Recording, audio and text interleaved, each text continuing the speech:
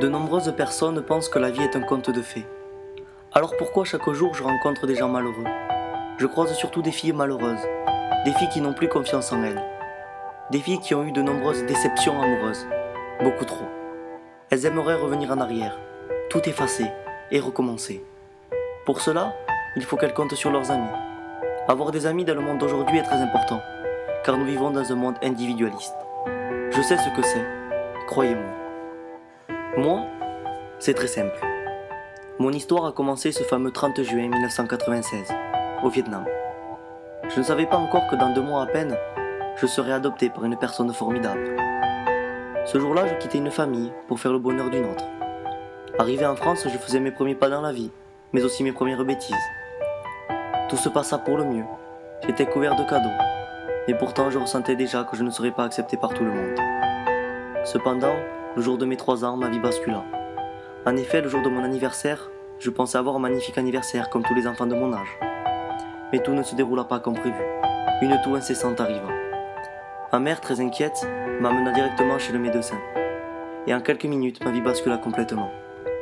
Le docteur, très inquiet lui aussi, ordonna immédiatement mon hospitalisation. Arrivé devant l'hôpital, une équipe médicale attendait déjà mon arrivée et m'arracha au bras de ma mère. On me mit dans une chambre isolée de tout. Pendant ce temps, les médecins expliquèrent à ma mère que j'étais atteint d'une maladie grave, plus précisément une maladie du sang. Mais le plus grave, si je peux me permettre, c'est que je pouvais en mourir. Les médecins appellent cette maladie une leucémie aiguë. Ma maladie m'a suivi pendant plus de 9 ans. Pendant ces 9 ans, j'ai le droit à des prises de sang, des ponctions dans la colonne vertébrale et des transfusions sanguines, nuit et jour. Je me plains de tout cela, mais au fond ce n'est rien. Pourquoi? Parce que dans le service où j'étais, j'ai su me faire des amis. Surtout cette fille. Oui, cette fille est située juste à côté de ma chambre. Cette fille atteinte de la même maladie que moi. Cette fille avec qui je passais mes journées et mes nuits à oublier cette putain de maladie. Cette fille tout juste âgée de 15 ans. Cette fille avec qui on s'était promis de guérir ensemble. Cette fille qui adorait me faire un bisou avant d'aller se coucher, en me disant à demain. Cette fille qui est partie avec les anges bien trop tôt, en une seule nuit alors que la veille on jouait ensemble comme de vrais gamins. Et d'autres sont partis cette année-là, même le jour de Noël. Mais moi je devais avancer. Je n'avais plus la force de me battre. Je venais de perdre mon pilier. Mais je me disais que si je ne me battais pas pour moi, je devais me battre pour eux, pour elles. Ce n'est que vers mes 6 ans que j'ai pu alterner entre l'école et l'hôpital. Mais aujourd'hui je vais mieux. Faut dire que ma maladie remonte déjà à 6 ans. Même si je dois me rendre tous les ans à l'hôpital au cas où que ma vie rebascule de nouveau, je vis ma vie au jour le jour comme je le peux. Et oui, je suis guéri.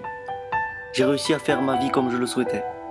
Mais certains osent encore dire que j'ai eu une vie de rêve. J'ai eu une vie de rêve? Alors prenez-la, je vous l'offre. Je sais qu'en disant cela, certains d'entre vous, certains idiots critiqueront cette histoire. Mais je n'ai pas à me justifier. Je sais ce que j'ai vécu. Je sais ce que certaines personnes endurent. Je ne veux pas attirer l'attention, mais seulement faire agir certaines personnes qui jugent les gens sans savoir ce qu'elles ont vécu. Alors faites attention à vos paroles. Ah oui, j'oubliais. Moi, c'est Lucas. Oh, death, where are you now?